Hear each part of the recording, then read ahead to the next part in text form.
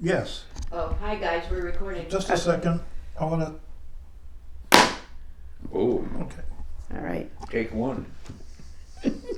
So I saw your exhibit at the little theater. Oh, And was that scroll thing what you were talking about that you were working on? That was, there's three. We each did yeah, one, yeah. and then we framed it with Warren Phillips, and I framed all three of them. Nice. They They look look nice. really nice. That's on unprinted wallpaper. Where did that come from? Kathy Farrell, I've got Of course where Kathy she has got it. I don't know where she got it. She gave me a roll. She gave a roll to Zan. Yeah. Nice. Yeah, Nice. That's quite intense. I yeah. mean, I loved it. It was really fun to do. yeah. Are you going to do more? I don't know. I got the rest of the roll. So, but I'm monkeying around in there, mostly with drawings and stuff Yeah. and Yeah. paint. Yeah. Smaller versions of that. Yeah. Well, I love those the little guys. Yeah. I didn't look at the date on them. Are they All brand new. They're all brand new. Yeah. Okay. Yeah, she wanted some brand new things, and so I said, well, my grandson wrote a short story called Lot's Wife. And what happened is he came over and said, Grandpa, I would like a cover for it. Can you do something about that? Well, I looked into what Lot's Wife is about, and of course I was outraged, first of all, because she didn't have a name. She had a role. Yeah, well, that's right. Yeah. And so I thought, Ralph, you can tell the good old boys wrote this story. And then it's about disobedience. Okay. So at the same time, South Carolina was getting slammed with tornadoes.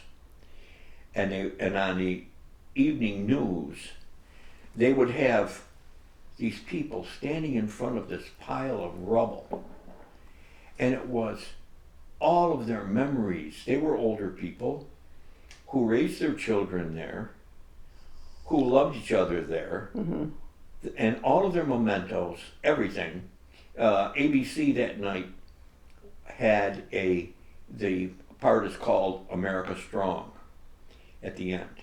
And there was a guy that had taken his wedding ring off and went to sleep, and the tornado hit while they were asleep, and he saved him and his wife, but he didn't get his wedding ring. And so he started digging in the rubble, and didn't he find his wedding ring?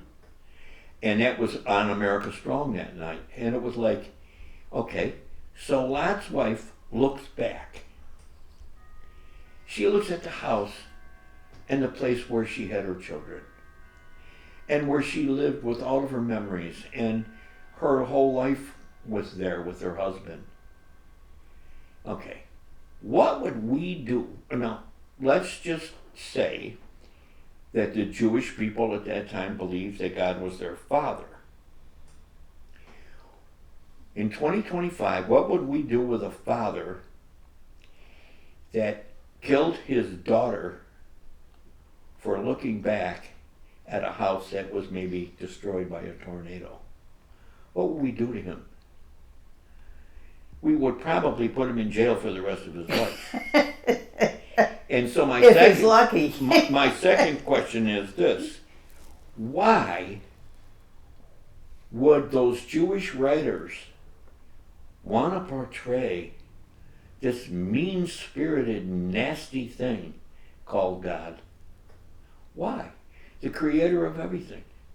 That's what they believe. Why? So I did Lot's Wife. And I used Gloria, my daughter, my aunts, my female cousins, because you're all Lot's wife. They're not, you know what I mean? If you're gonna believe that, that is about the lousiest example for disobedience I've ever seen. And this woman in 1924 wrote a poem. She was from Sweden. And in that poem she said, I'll never forget Lot's wife. She looked back where she had her children, and she looked at it from a human, compassionate point of view. And so that's what those pieces are all about. and I did like 40 of them. Yeah. Yeah. Bigger ones too. Yeah. Well, they keep getting richer and richer. I really enjoyed all of them, Yeah. so they were really fun. Yeah. I don't know a lot about religion, but that they were meant to be. I think organized religion was meant to like put the fear of God in. Yeah, social control. So there'd be these scary Right. rule by fear, Right. which is what's going on now, of course. Of course it is. But we don't want to talk about that. No. No, because then if I get started, and you look at Adam and Eve, what happened? I mean, you want to control women? What happened with the first thing? The first thing that happened in Genesis, a woman screwed it up. Her husband didn't screw it up. She did. Well, but that's a mistake because it really is the snake that screwed it. Right. Yeah, but the point is he could con her and not him.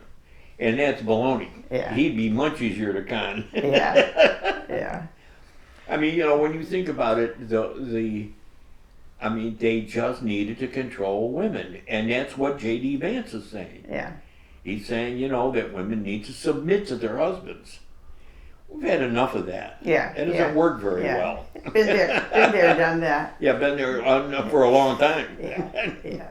So, but let's talk about being an artist. Okay. And one of the things that I've been thinking about quite a bit are the kind of changes that happen as we get older. And it's kind of a mix of relief and some disappointment, or expectations changing, that kind of stuff. And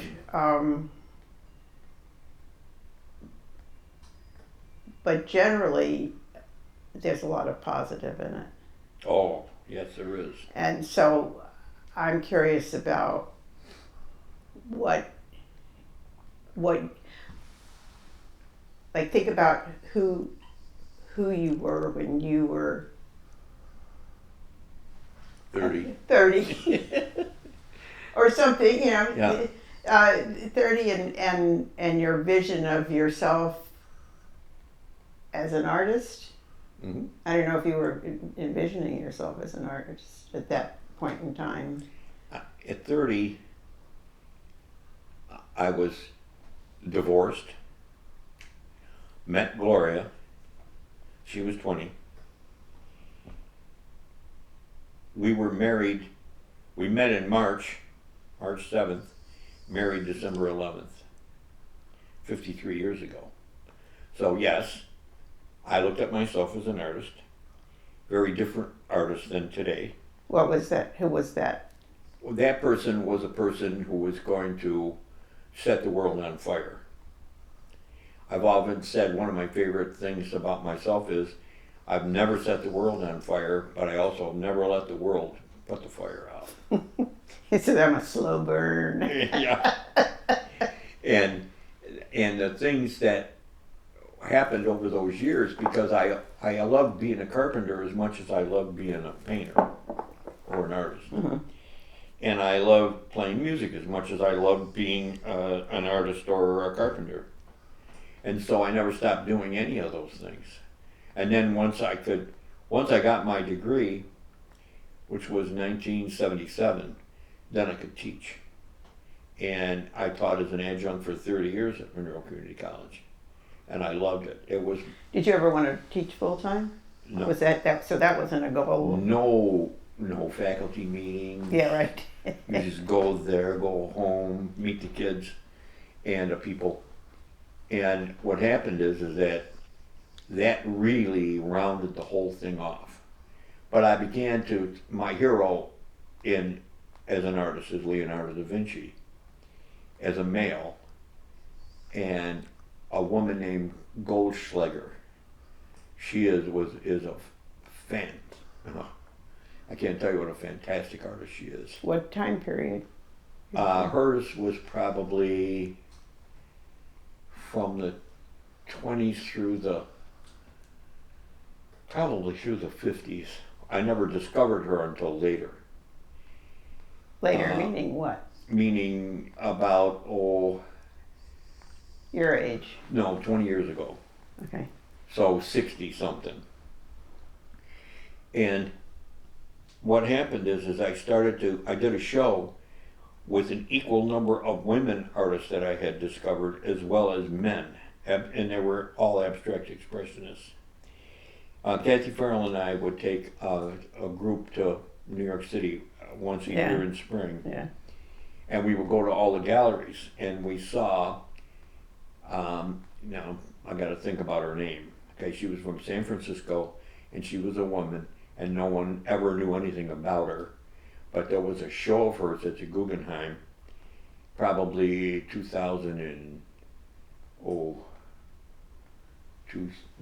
maybe 2005, in one of our trips. And It wasn't Helma.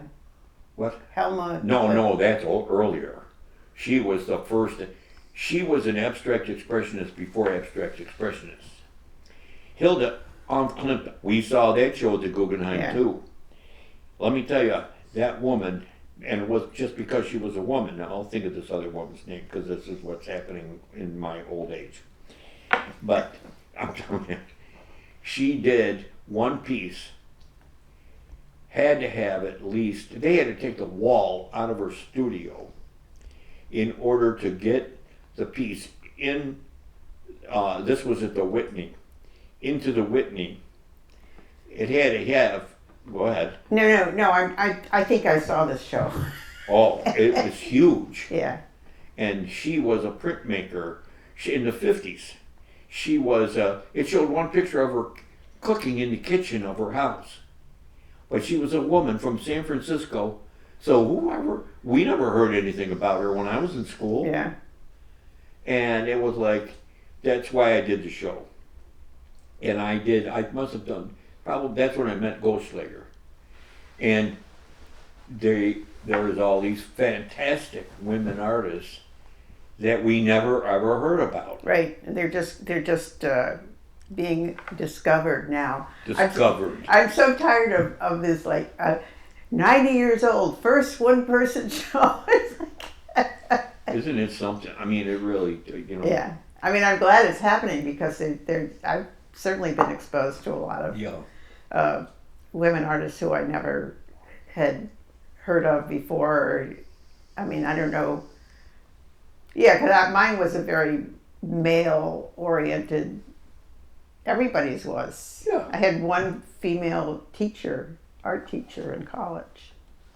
Well, I tell you, I'm glad we had Julie Williams Yeah. in our department. We had Kathy, Julie Williams, Marge Crum, those women. Yeah.